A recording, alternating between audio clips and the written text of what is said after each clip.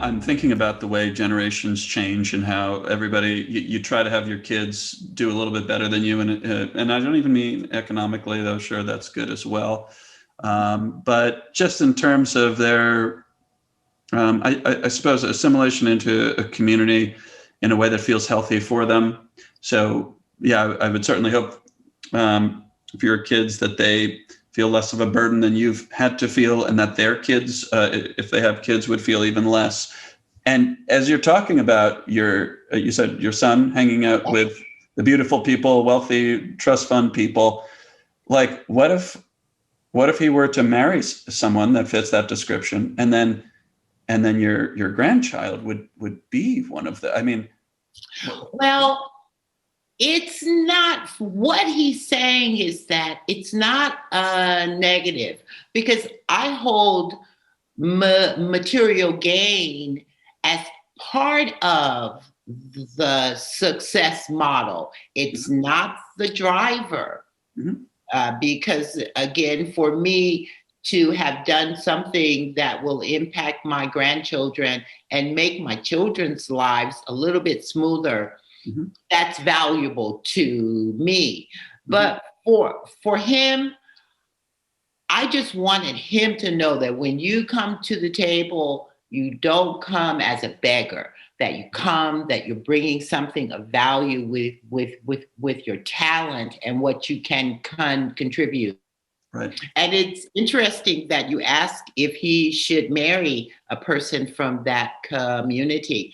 And I shared with him all through his growing up that you could go to the fair, to the circus, to the zoo, and you could see all the wonderful things. But then when you get ready to get married, I have asked him to marry a Black woman, Hmm. because I think a Black woman deserves a good Black man who is as thoughtful and caring as he is. Now, on the flip side of the coin, I advise my daughters to potentially, if they find someone that they love outside of their race, that I would be in favor of that, because good Black men are challenged to find, because they've got so much on their plate, so much. They're moving, at least what I have observed, they're moving so unconsciously.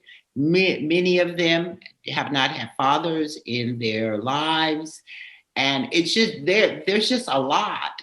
And so, and I don't feel quirky about that. That's a decision that, although money's not everything, 800 count sheets are better. They're just simply better. Well, this is very striking what you said. Let me just make sure I understand. I think I understand for your daughters, what you're saying is there's still a ways to go for Black men, and the pool of Black men that you feel would be a good fit is small right now. So you want them to have a larger pool of people, and it wouldn't bother you enough to say don't marry someone outside of your race, to if they were to find love with somebody outside of the Black race. But with your son, that's very interesting. It seems like your conception of the challenges that Black men face are such that you feel that a Black woman deserves to meet someone as wonderful as your son, who actually has their stuff together, and that would be a gift to her. Is that what you're saying? That's what I'm saying. I fully understand that in this country,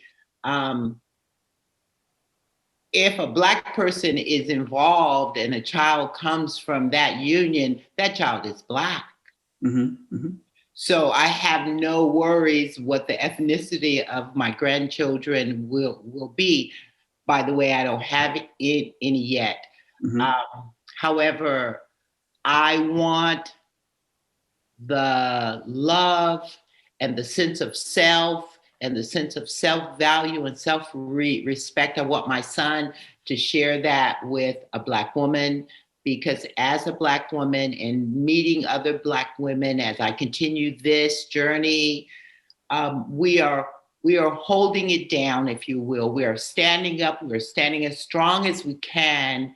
And ideally, we would like a Black man to be our partner, but we cannot allow him to be a rock in our pockets when we go swimming.